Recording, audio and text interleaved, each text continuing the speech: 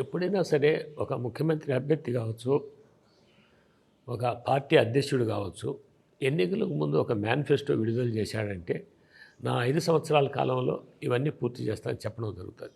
గతంలో చంద్రబాబు నాయుడు గారు ఇచ్చాడు ఒక మేనిఫెస్టో. 600 హామీలు ఇచ్చాడు. ఒక పెద్ద గ్రంథం మాదిరి అంత మేనిఫెస్టో, అంత బుక్ ఇచ్చాడు. కానీ జగన్మోహన్ రెడ్డి గారు సింపుల్గా ఒక పేపర్ పైన నవరత్నాలని 9 మాత్రం హామీలే ఇవ్వడం జరిగింది.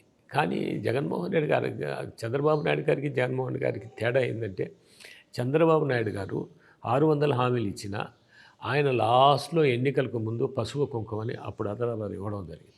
జగన్మోహన్ రెడ్డి గారు అలా చేయలే.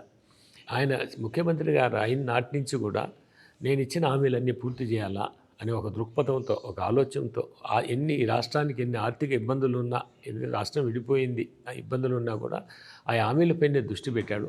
దాదాపు 100% 2 సంవత్సరాల లోపలనే కూడా అన్ని హామీలు పూర్తి చేయడం జరిగింది. అదొక నమ్మకం ప్రజలకు కూడా.